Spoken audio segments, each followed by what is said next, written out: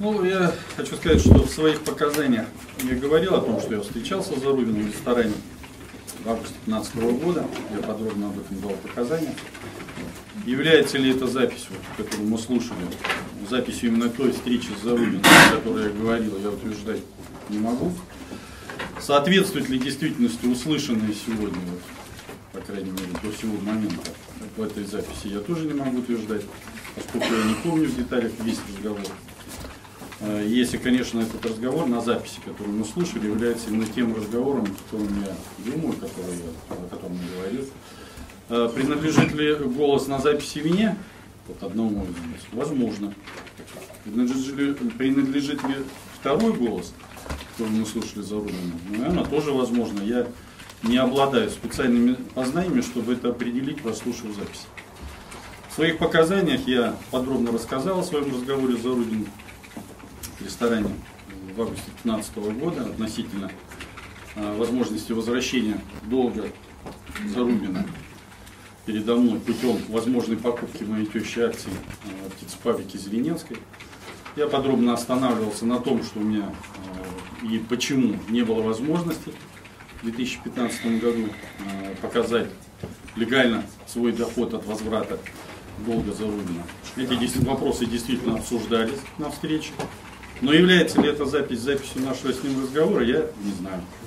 И также я не уверен, что запись не подвергалась монтажу. Ваше Честь, я единственное хотел бы, чтобы было занесено в протокол, как мое заявление, что, во-первых, я у Вячеслава Михайловича спросил совершенно другое, а Вячеслав Михайлович воспользовался какой-то, видимо, заготовкой, которую ему сделал защитник Евгений, и полностью свой ответ читал. Поэтому его ответ совершенно не совпадает с моим вопросом.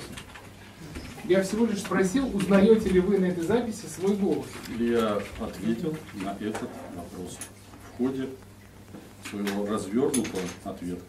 Но я вас об этом не спрашиваю. А я посчитал ответить так, как считаю необходимым. Ну вот я так и не понял, это вы узнаете свой голос или нет? Я ответил же в своем вопросе на ваш вопрос. Спасибо.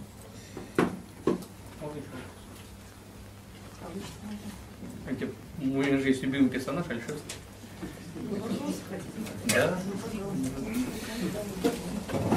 В той записи, которая сегодня она была продемонстрирована, человек с голосом, который похож на ваш, говорит, что помогал и будет помогать Саше Альшевскому или Сашке Альшевскому, как так сформулировано. Вы подтверждаете эту позицию? То есть, был такой разговор между вами? Я уже сказал, что я не уверен, что запись это не подвергалась монтажу. Детали всех разговоров я не помню. Вы Альшевского и его бизнес обсуждали за Зарубиным на встрече в августе? Я уже сказал, что я детали всех разговоров не помню. Что помню, что значимо для меня было по поводу возврата долга Зарубина и возможного варианта этого возврата, я рассказал. Также в ходе разговора, который прослушали, Зарубин называет Альшевского понятным человеком. Вы с ним, человек, который с голосом похож на ваш, соглашается с этим определением. Является ли для вас Альшевским понятным человеком и что это означает?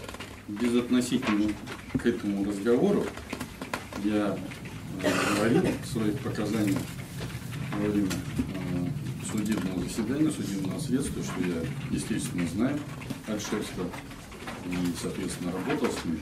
Безусловно, это говорит о том, что он мне известен.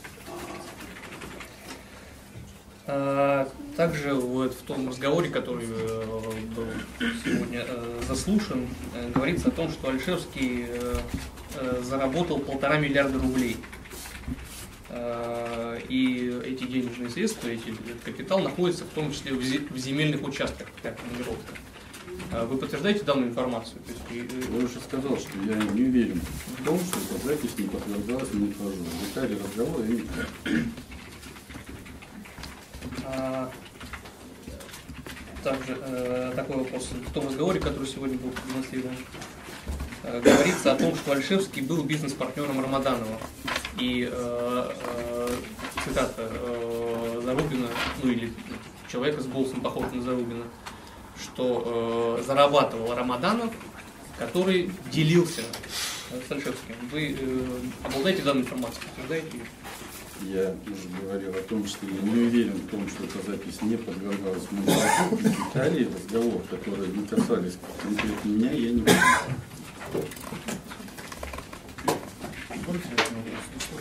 Пожалуйста, без этой записи я когда-нибудь обращался, ну вообще нуждался в посредничестве кого-либо для, как сказать, каких-то решений своих взаимоотношений за рублем? Ну или там вас когда-нибудь просил выступать посредником в каких-либо вопросах? Меня не просили. А? Но я не выступал. Да, Александр Николаевич, скажите, пожалуйста, а что вы понимаете под монтажом? Что вы имеете в виду? Просто под этим словом разные... Монтаж есть монтаж. Определение монтажа? Что вы под этим понимаете? Что ваш разговор с Зарубиным мог подвергаться монтажом? Что вы имеете в виду? Я имею в виду, что могли быть использованы какие-то технические возможности для монтажа этого разговора. Которые что сделали с этой записью? Подвергли ее монтажу. И что в результате этого с ней произошло? И произошло, может быть, то, что, соответственно, она не полностью, вернее, неверно отражает то, что, собственно, в этом разговоре звучало. Ну, что значит неверно? То есть отсутствуют какие-то фразы или был имитирован ваш голос и были добавлены какие-то слова? Что имеете в виду? Я имею в виду, что она Значит, может я быть прошу, искажение. чтобы отвечал Гайзер, а не Евменина. Все просто видели, что Может, мне Евменина удалиться? повернулась и подсказывает ответ.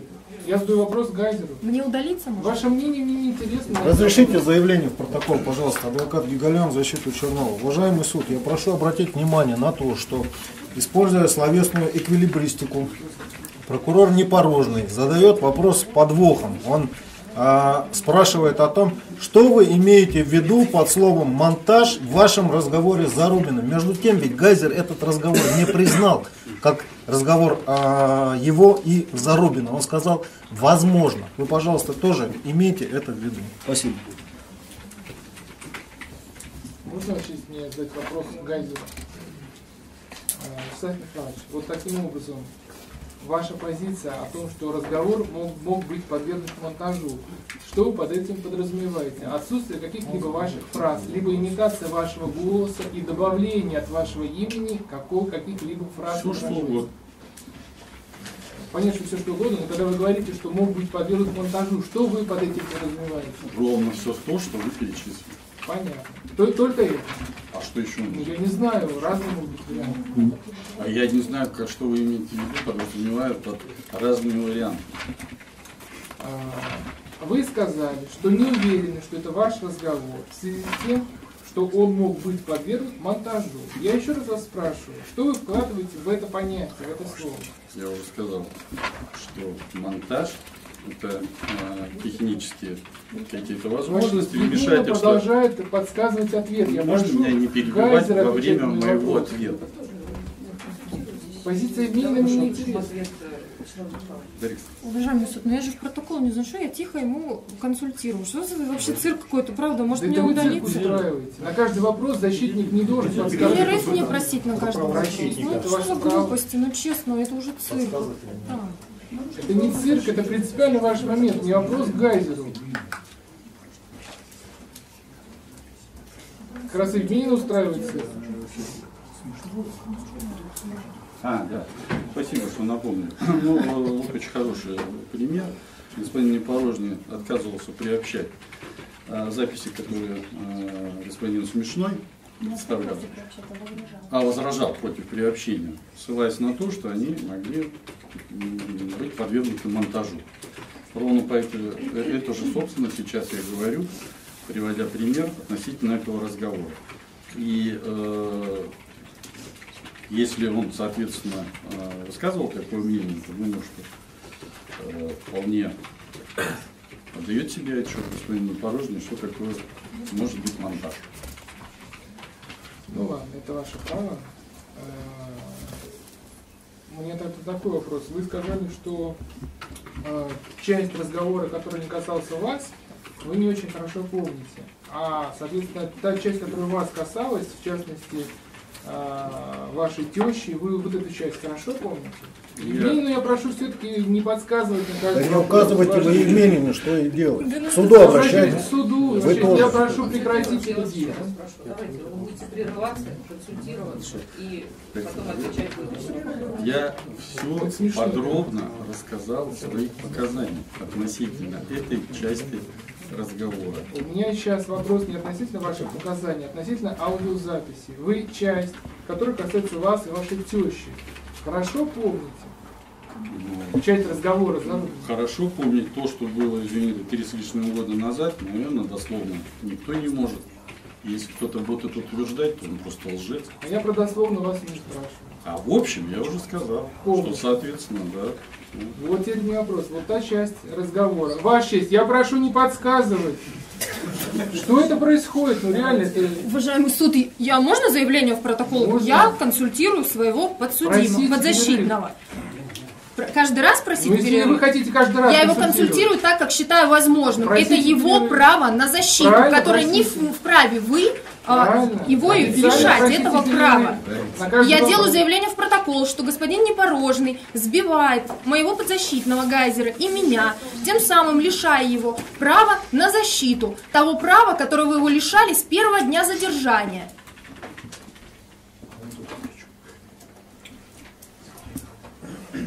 Кроме того, уважаемый суд, считаю, что своими действиями господин Непорожный пытается определить принадлежность голосов, которые содержатся на данной записи, возможно, содержащие признаки монтажа.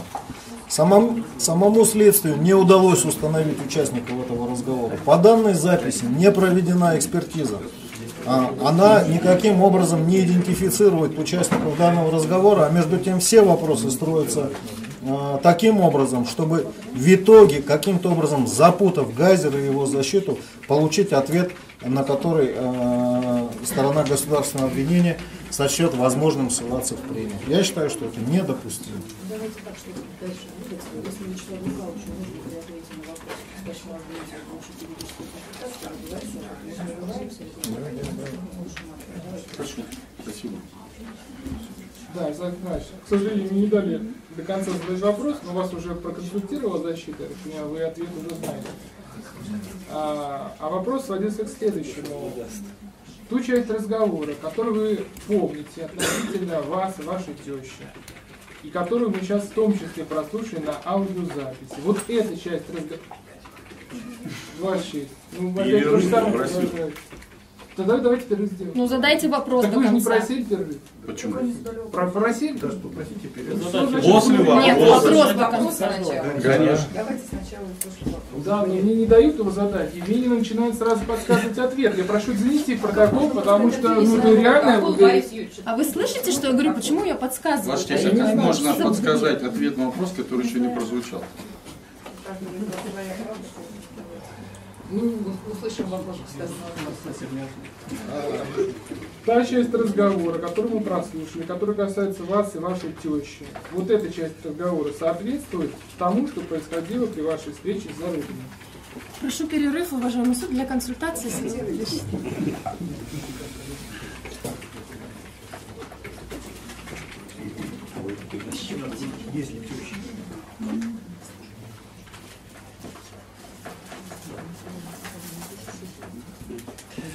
Я уже ответил на данный вопрос ранее и еще раз подчеркну, что поскольку я не уверен, что данный разговор, который мы прослушали, не подвергался монтажу, то больше не добавить нечего. Понятно. Скажите, пожалуйста, в той части вашего разговора с Зарубиным, которая касается вас и вашей тещи, что-то указано, что-то содержится, что-то прозвучало, чего не было на самом деле? Я сейчас не могу точно этого сказать. Во-первых, потому что запись очень плохая. И на самом деле, может быть, вам, сидя рядом, там все слышно? Мне нет. Скажите, пожалуйста, вы знакомились с протоколом осмотра этой записи? Да. Вот в тексте протокола осмотра этой записи содержалось что-то, что не соответствует действительности? Ну, я же не знаю, на самом деле, еще раз, то, что было в протоколе осмотра отражено, соответствовало ли вообще записи, то, что мне ее никто не давал послушать во время ознакомления с вещественными доказательствами, Меня с ним не знакомили. И поскольку я вообще не знаю, запись это подвергался ли монтажу, я не могу утверждать, что запись, которую я там прочитал, соответствует, во-первых, этой записи, а во-вторых, тому, что, собственно, там, обсуждали мы за рулем. Александр Михайлович, вы меня немножко не поняли. Меня не интересует соответствие протокола осмотра записи. Меня интересует соответствие текста, который содержится в протоколе осмотра, в той части, которую вы более-менее помните, соответствие вашей встрече и вашему диалогу с Зарубиным. Вот есть там что-то, чего на самом деле вы не говорили или не говорил вам Зарубин, понимаете? Прошу перерыв, уважаемый суд, для консультации.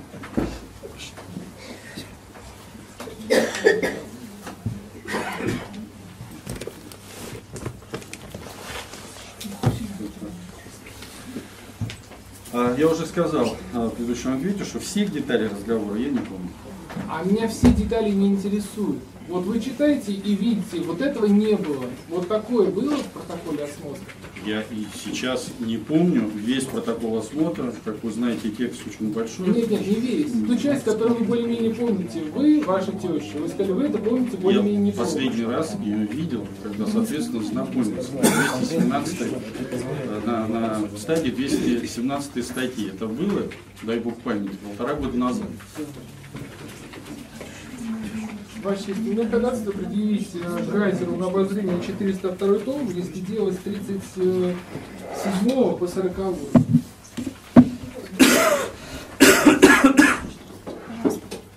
Так, Гайзер?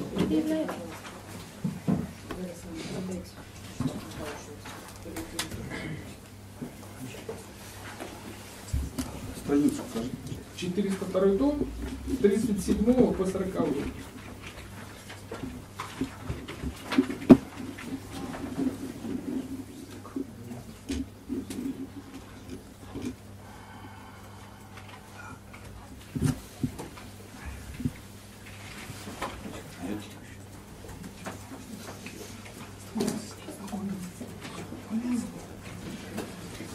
Так, ну, поскольку мое заверение относительно разговора с Зарубиным касается что записи, что вот этого текста, который приведен в этом 402 томе, что это именно тот разговор Зарубина, о котором я говорю, то смысл знакомиться, если не вижу. Нет, просто вы, скорее, вы не очень хорошо помните. А вот сейчас вам есть возможность посмотреть и освежить в память. Так я не уверен, что это запись того разговора, который, соответственно... Это мы уже поняли. Вот в этом протоколе осмотра и этой стенограмме вашего диалога есть что-то, чего вы не произносили, что не соответствовало вашей встрече. Ваша честь, опять происходит то же самое. Прошу перерыв, пожалуйста.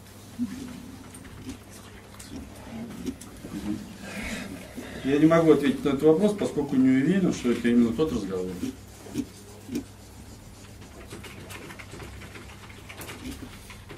Хорошо, давайте по-другому. Есть какие-либо фразы в этом разговоре, ваши фразы, которые вы вообще никогда никому не произносили? Ваш час имеет вопрос повторный. Абсолютно верно. Повторный вопрос. Ну, соответственно, ответ будет ровно тот же, что, собственно, был предыдущий, поскольку я не уверен, что это именно тот разговор. А мы не про тот разговор. Мы вообще про ваши слова. А как я могу интерпретировать или объяснять то, что, собственно, я не уверен, что это тот самый разговор? Так мы не про тот самый разговор. Я же вас про это не спрашиваю. А как я могу вообще, если я не уверен в том, что это вот совсем вообще было, как я могу это обсуждать? А, вот, мы уже к этому и подошли. То есть вы не уверены, что это вообще было, Что правильно? разговор, который приведен в виде этой записи, что это тот разговор, который был. Вот. А теперь давайте ближе к вам. Не про разговор, а про лично ваши слова. Вы когда-нибудь, где-нибудь эти слова произносили? Какие? Которые содержатся в 402 томе, с листа 37 по 40. Озвучьте конкретно. А у меня весь этот Пожалуйста, кусок возьмите интересует. Ну, возьмите, вы уже выбрали. Я Мы не просто знаю, по что... второму кругу идем. 402 том, 37-40. Уважаемые Леонид, мы можем так и по 10-му кругу ходить, если вы Это будете ваше задавать... право. И ваше право. Но вы будете слушать те же самые ответы.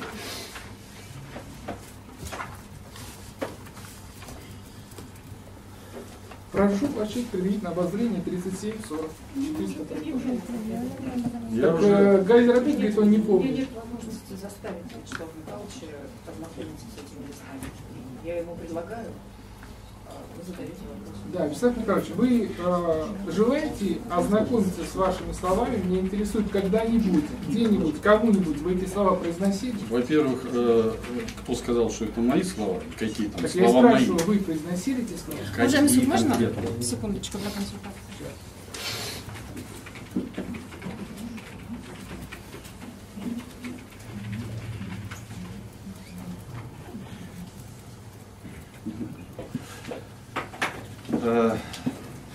Поскольку данный разговор, который приведен, ведется на русском языке, то, безусловно, эти слова когда-то, где-то, в каком-то виде, в какой-то версии, я все равно в своей жизни произносил.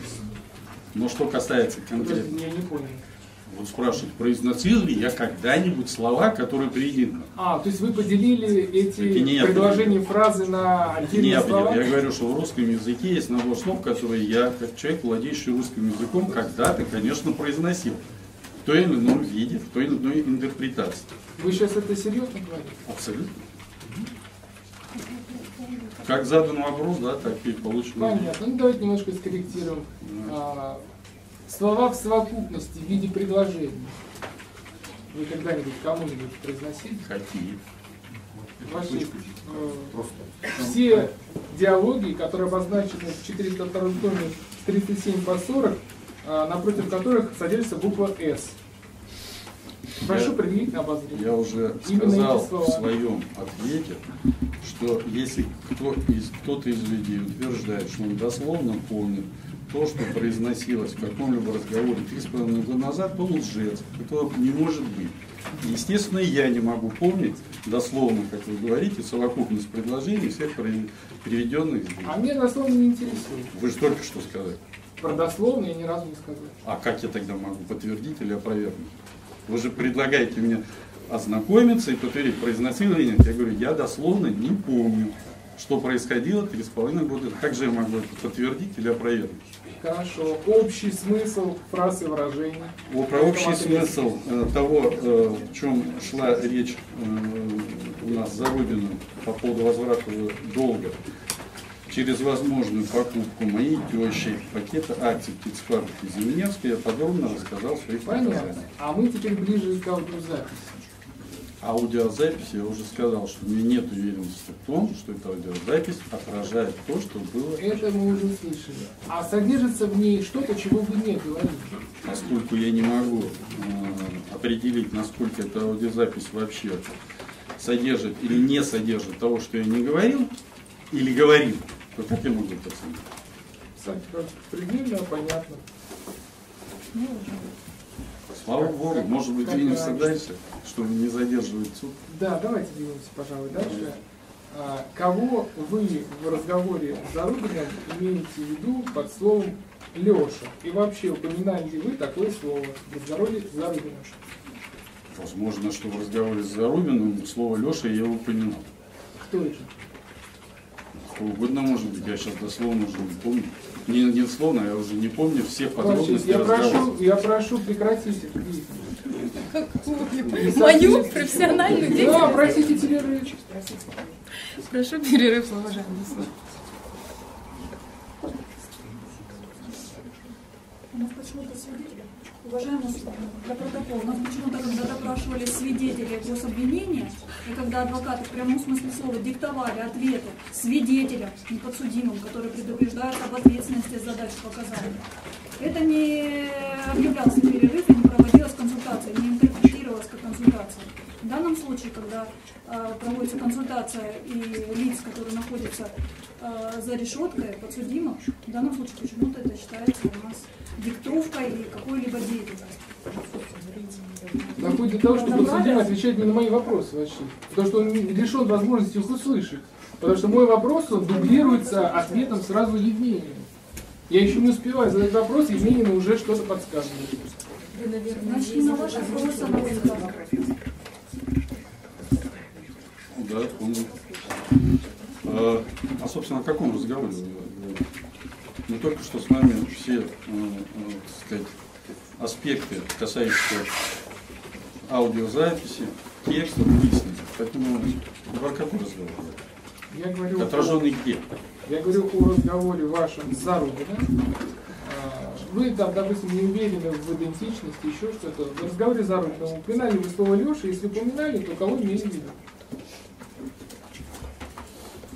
Я не помню. Упоминал ли я слово Леша? Зарубин в разговоре с вами ссылался на Лешу? Если ссылался, как вы понимали, кого он имел в виду? 5 минут.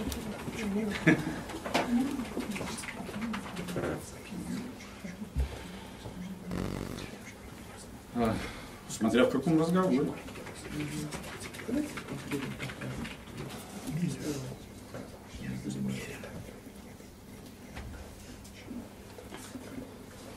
Скажите, пожалуйста, говорили ли вы когда-либо Зарубину, что вот все, что, собственно, там мы имеем с точки зрения дохода по Зеленецкой, она уже у меня официально нигде не может?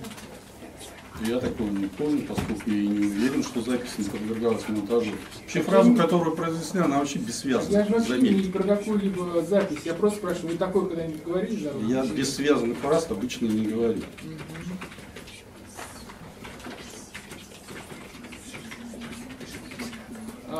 Значит, здрасте, а жить-то я на что должен? Я сегодня извини. Что? Был такой, Я говорили? не помню. Текущая жизнь, она же, извини, чего-то стоит. Машину там, условно говоря, купить, дом построить. Говорит? Не помню. Говорил ли я? Нет, поэтому у меня есть масса ограничений. Ты не забывай об этом. Говорит такой Зарубин? Когда?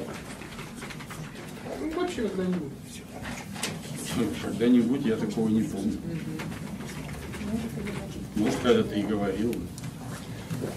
Саша, я понимаю, но с того момента, когда ты был госслужащим, ситуация только ухудшилась. Говорили, обсуждали такой Зарубин? Когда? Когда-нибудь. Когда-нибудь, может, и говорил. А в связи с чем вы это говорили? Если я не помню, когда это мог быть, как я мог сказать в связи с чем? Да, ну, вспомните, может, нет. Нет.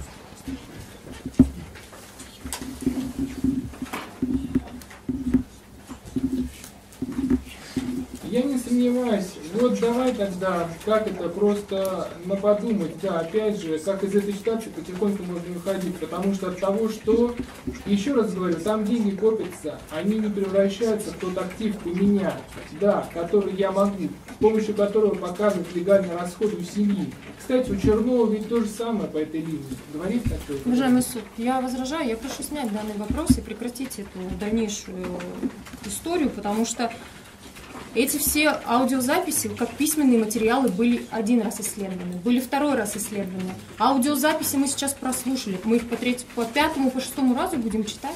Ну, позиция Гайзера, по-моему, ясна. Вообще нет. В том-то и дело. Учиться надо было.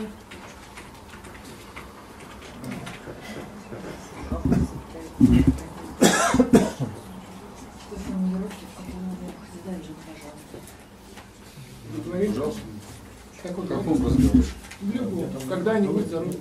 Когда-нибудь, может быть, и говорил. В каком-то Следующий разговоре. А кто сейчас помнит? Я же не помню, какой и когда я мог это сказать. А что вы имели в виду, что у Чернова ведь то же самое по этой линии? Я в каком разговоре? Да в каком-нибудь, в любом. Значит, в любом надо изучать контекст. В В любом. контексте я вам только озвучил. А вы не озвучили какой разговор? Я вам контекст озвучил в каком? Вы просто озвучили фразу. Я спрашиваю, из какого разговора? Когда? Понятно. Эти-то доходы он все равно не может показывать, потому что у него же тоже этой цепочки нет. Значит, и второй момент. Я не знаю, насколько он там вообще в принципе важен. Только ты можешь оценить, потому что ты напрямую там этим занимаешься, вот этой всей офшорной схемой, да? Но то, что сегодня действительно это наша контора, а круг, это наша контора в круг. Во-вторых, то, что это офшорное, очень плотно. И вообще вся эта офшорная тема. Это я уже понимаю. У меня по конторе, которая, помнишь, я тебе рассказывал, что в Питере открыл контору с помощью, потихоньку взял займы оттуда и стал там какие-то активы подкупать, работать. Ее нужно сворачивать, потому что финмониторинг из-за этих вот займов, когда-нибудь говорили такое зарубежное? Когда? В каком разговоре? Да вообще когда-нибудь. Когда-нибудь, может, он говорит. Да, откуда?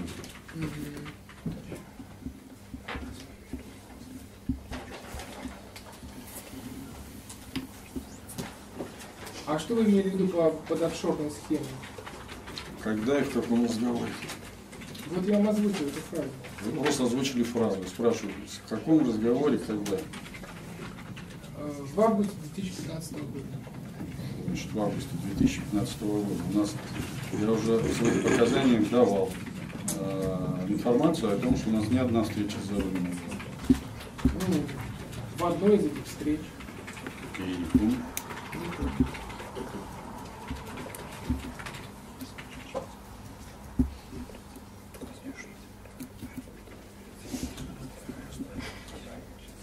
А вот может быть, вот как бы как предложение, да, подумать над чем. Вот если совместить две вещи, чтобы, соответственно, первое, доходы, которые идут от Зеленецкой, чтобы не было вопросов ну, вот, этой всей фигни офшорной. И второе, поскольку это все-таки часть госсобственности есть, это особый, и так контроль, значит, перенести на российскую эту контору владения. Это раз. Когда-нибудь говорили такое? В каком разговоре? В августе 15 года. С кем? За руль. В каком конкретно? Я уже сказал, что там, что я уже говорил, что ни одна встреча не будет. Да, я понимаю. Вот на одной, второй встрече. Такой за руль мы говорили? Я не помню. Может, и говорил.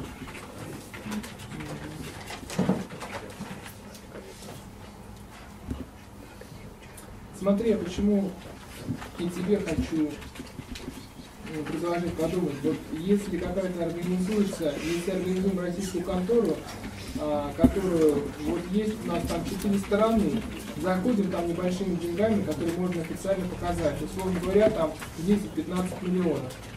Говорит такое зарубежное в августе 2015 года. Уважаемый суд, можно консультацию, пожалуйста?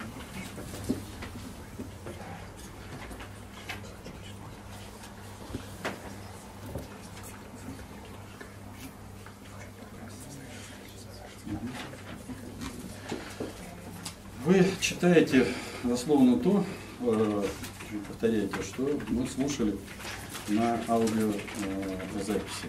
Аудиозапись, по поводу аудиозаписи я уже ответ дал. И, соответственно, смысл того, что вы сейчас делаете, повторяя то же самое, сводится к тому, что вы просто повторяете те же самые вопросы, которые уже звучали.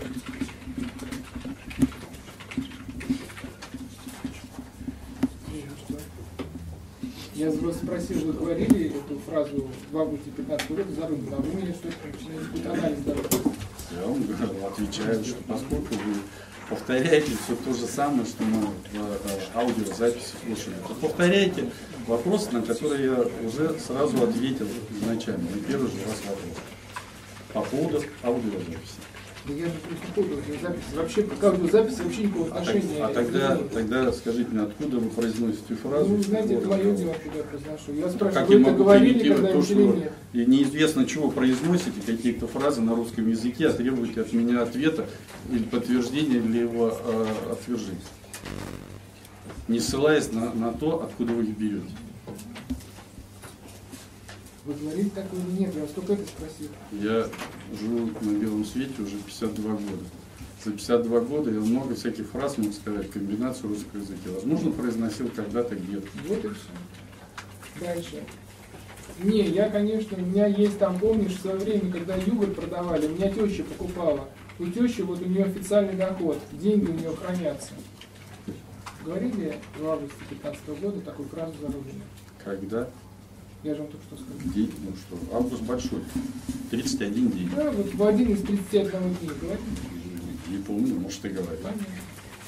Я не понимаю, но вот послушай меня, если контора организуется, 4 владельца с какими-то там, грубо говоря, 45 миллионов рублей, уставной капитал, если мы выкупаем Зеленецкую, допустим, там 1 300 000 000, 1 400 000 000, потому что за 1 200 000 000 покупали. чуть больше, подороже. Деньги здесь спокойно эта контора может вывести, она уже получила свою, и через какую-то другую российскую зайдет уставный капитал сюда, в российскую, частные лица с маленькой долей, у них будет.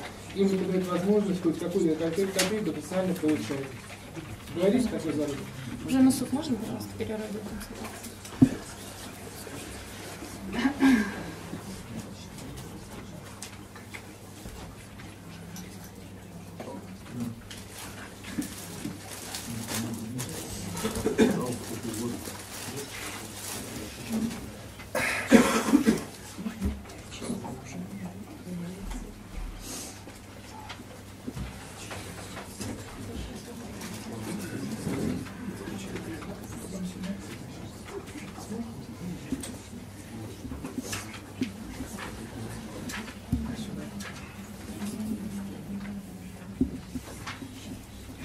Суд, я прошу снять данный вопрос, поскольку он носит наводящий характер. Непонятно откуда читает государственный обвинитель, непонятно откуда он берет эти фразы. Если он эти фразы берет из расшифровки аудиозаписи, то тогда такой вопрос является повторным, поскольку фразы из аудиозаписи Гайзер уже комментировал. Либо пусть объяснит, откуда он берет эти фразы.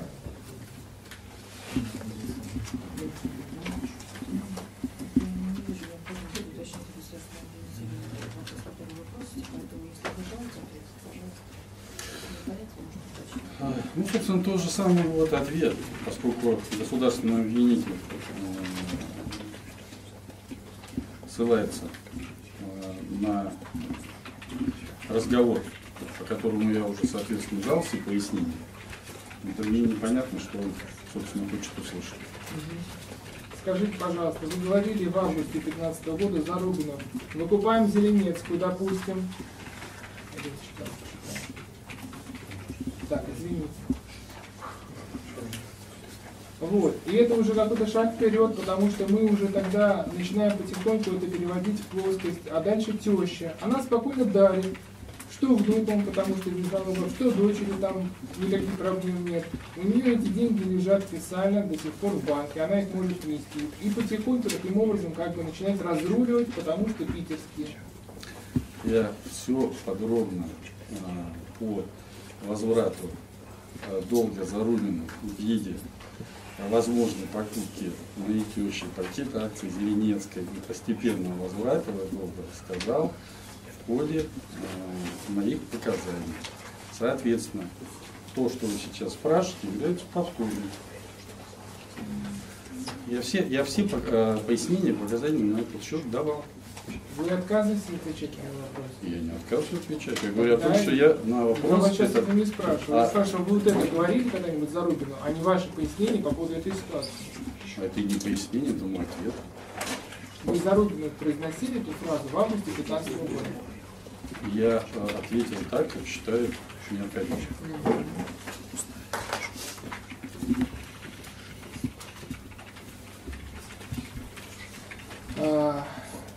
Во-первых, до сих пор, тьфу, слава богу, ничего, ни что там какая-то теща, знать никто не знает, она там, фамилия другая, живет в Свердловской области, и никогда нигде уже ничего не проходит. Вообще, я прошу прекратить, я не задал еще вопрос, а мне не мешает Гайзеру услышать мой вопрос. Она мне не мешает. Протокол Она мне вносится? мешает. Я не мешаю секретарю судебного заседания, нет? Мы, по-моему, уже установили порядок вообще. Давайте воздержимся от дискуссии, когда звучит вопрос. Вы слышали ответ? Слушай. Какой ваш ответ? Уважаемый суд, консультация.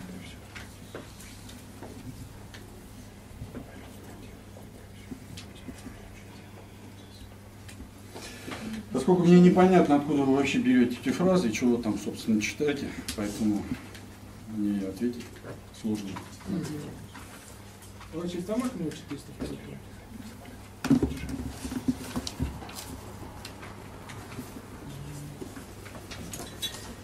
Спасибо.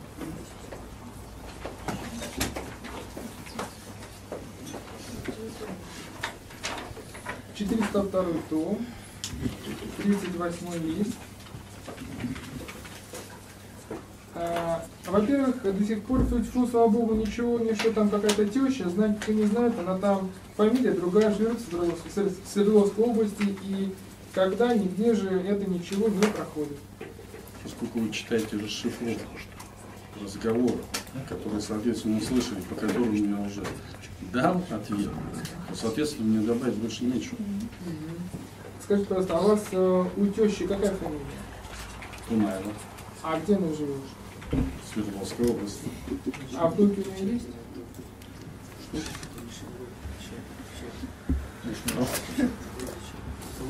Что?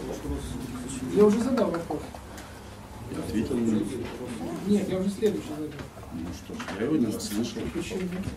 Потому что у меня со слухом не очень хорошо. Есть диагноз? А это имеет отношение? Да, потому что наказание назначается с 51 условием статья. вашего здоровья. 51 статья по поводу диагноза. Это мои личные данные. Понятно.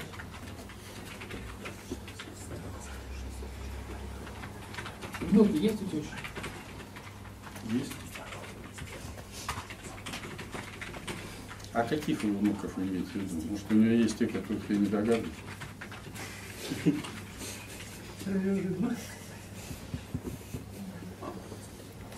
Назовите какие, чтобы потом не обвиняли меня в том, что я что-то не так сказал.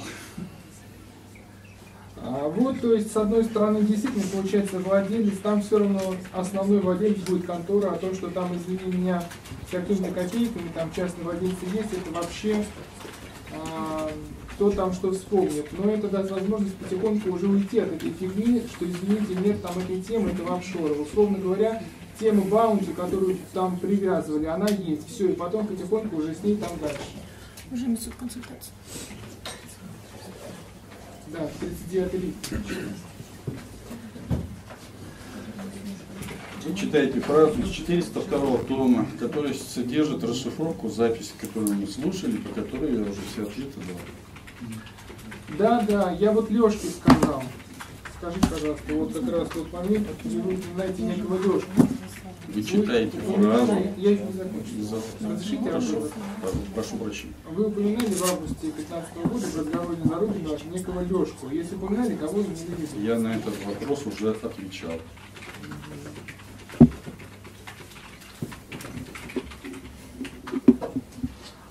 Можно, но как тебе сказать, тут вопрос ведь только один.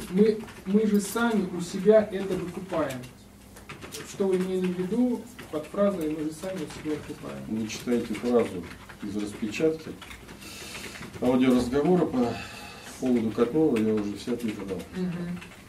Их же все равно придется вернуть обратно в контору, чтобы погасить кредит. Нет, а как? В любом случае эти денежные средства так или иначе нужны будут. Извини, в текущей жизни. И что-то, так сказать, там откладывать. Что-то часть, конечно, можно откладывать, как ты говорил. Часть. Да, конечно. А дадут? Вот, например, не уверен сейчас. Не знаю, если честно, у меня большие сомнения. Одно дело, когда, ну, грубо говоря, короткий, и понятно, подо что. То есть прогнали. Чистая прибыль сегодня даже просто официально 2600. Я просто тебе говорю, чистая прибыль. Я говорю 2600, кстати, о полугодии. Если вы это говорили, то когда и что, какую прибыль вы имели в виду? Какое предприятие? Уважаемый суд, я возражаю, прошу снять данный вопрос, поскольку государственный обвинитель затягивает судебный процесс, нарушает статью 6.1 Уголовно-процессуального кодекса своим поведением. Я понимаю, что со стороны обвинения это доказательство является неопровержимым, как они считают, но 6 раз его представлять суду – это перебор, мне кажется.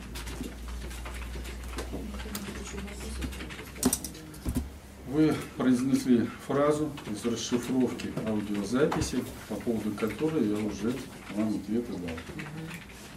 Я не могу сказать, полугодие мы закрыли 330 чистых 2015 года. Если ничего не поменяется, то мы даже, ну вот прогноз этого года, не найдем никак желающих, к сожалению, в сегодняшней ситуации. Кстати говоря, в среднесрочной перспективе, несмотря на то, что тема сельхозпроизводства живая, она все еще, но люди категорически стали бояться вообще не делать сейчас с вот этой вот фигней. Что вы имели в виду?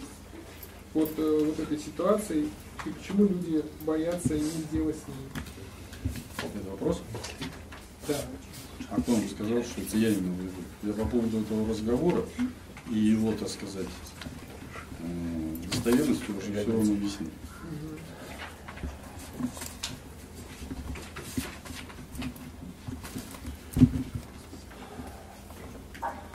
Я просто не уверен, что кредит дадут мне длинный. Понимаешь, я просто из этого исхожу. Одно дело, я говорю, просто провести, давайте заново. Одно дело, я говорю, провести и схлопнуть, когда банк выйдет.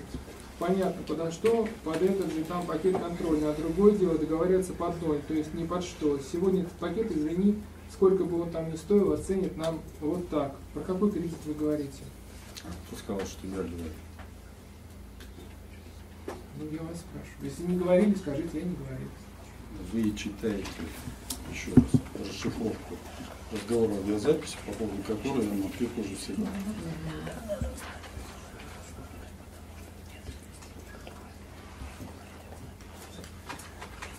Конечно, конечно. Нет. Там есть нюанс. Это сколько мы будем держать этот контрольный пакет. У нас же льгота. То есть, если ты держишь, скажи, пожалуйста, кого вы имели в виду, под мы будем держать контрольный пакет в отношении какого общества?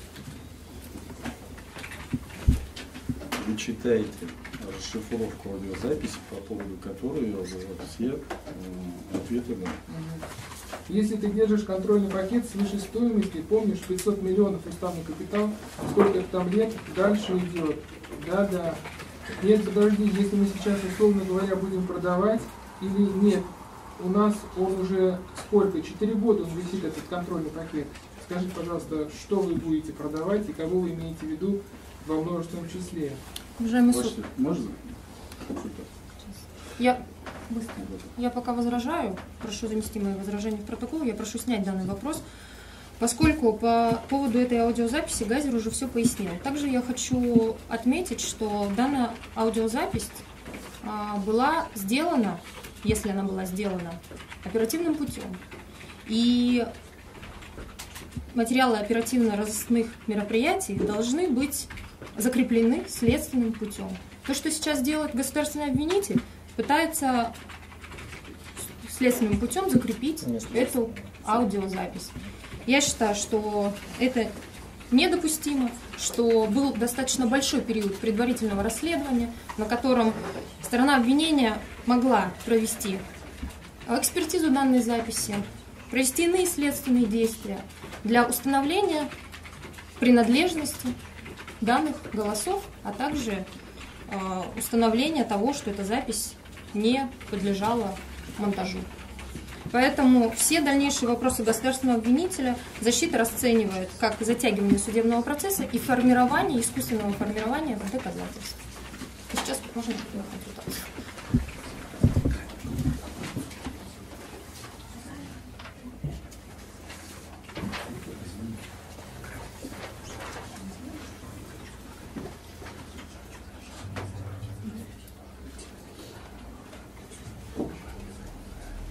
Да, уважаемый суд, еще хотела бы сделать заявление о том, что если государственный обвинитель уверен, что это Гайзер на данной аудиозаписи, то ему, наверное, следовало спросить согласие Гайзера для оглашения данной аудиозаписи в открытом судебном заседании.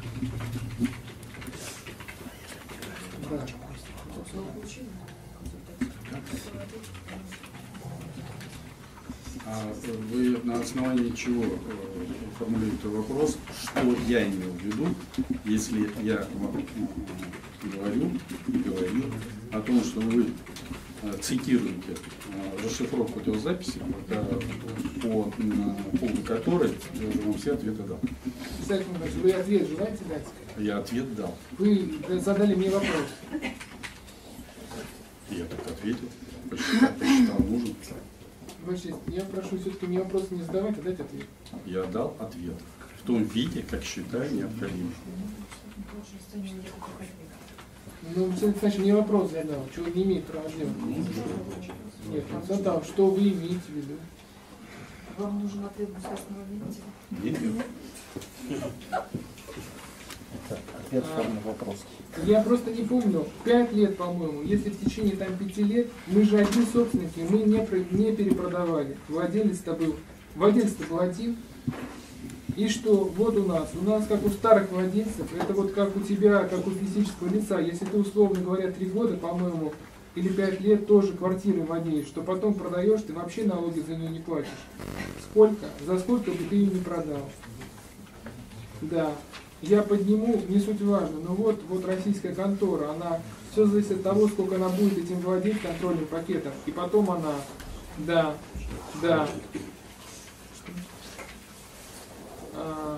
Ну а теперь вот надо как бы учитывая все эти сегодняшние риски и прочее, может быть, и самое главное, что эта девшеризация теперь нивелирует этот выигрыш, грубо говоря.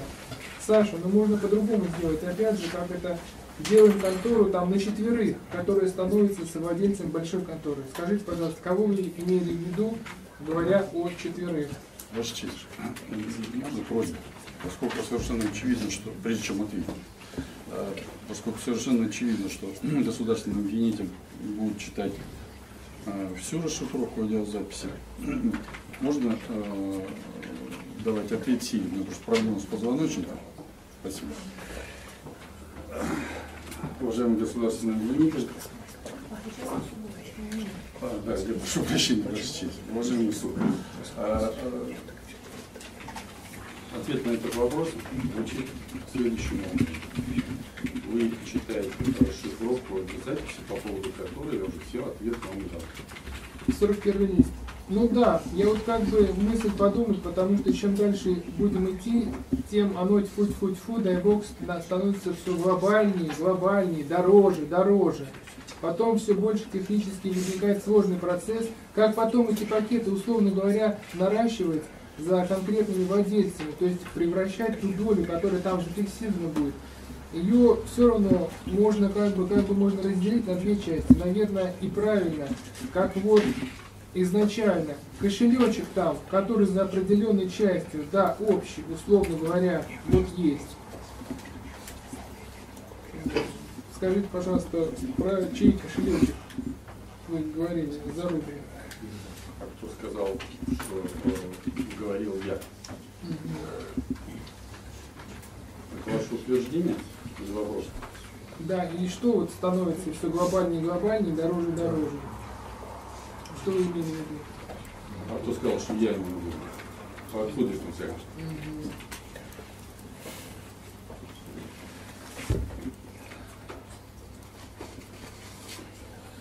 Да, отчеты какой? Какая теща? С каким офшором? У нее инфаркт будет. Ты чего? Нет, российская тут еще как-то что-то, она еще где-то после там югра, но офшор, слово это сразу вообще. Вы тут про какую тещу речь вели, почему у нее в связи с словом офшор будет инфаркт? Кто сказал, что я? Не говорили. Вы спрашиваете, говорил или не говорил, потому что вопрос ваш звучал по-другому. Да, теперь Ваш ответ звучал, что вы имели в виду. Я спрашивал, а кто сказал, что я? Да, теперь после вашего ответа я вас спрашиваю, вы говорите? Вы расшифровку читаете аудиозаписи, по поводу которой я вам дал все ответы.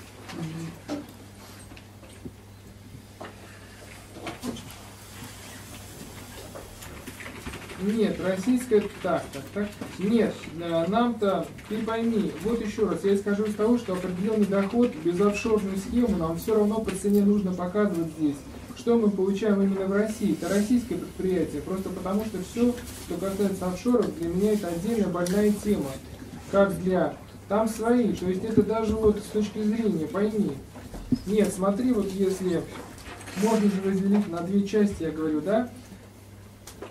Вот там же при той схеме, о которой я говорю, здесь небольшая доля участия физлица. И оно там свои копейки, а основная эта доля все равно будет идти в результате по цепочке туда.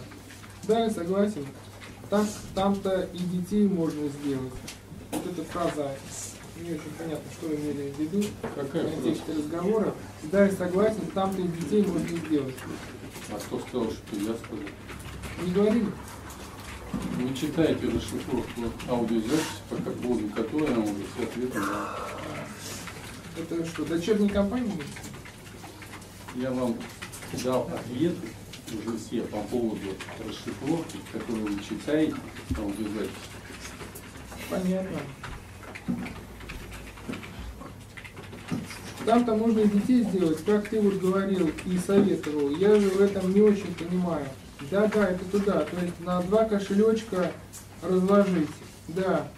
Есть там кошелечек, а есть там кошелечек, а есть здесь. Да, вот об этом речь.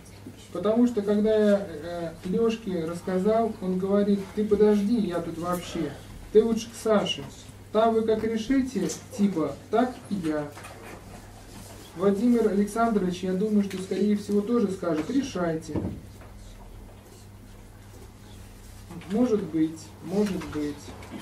А кого вы имели в виду под Владимиром Александровичем? А кто сказал, что я кого-то имел в виду? А вы упоминали в разговоре с Зарубиным Владимира Александровича? Вы читаете сейчас расшифровку аудиозаписи, по поводу которой все ответы дал. Да, мы вроде же уже обсуждали это. Саша, это я что, мое личное мнение, можно его, конечно, там не услышать, но, Саша, тебе все равно нужно как-то это разложить, как говорит наш друг, баня отдельно, вахта отдельно.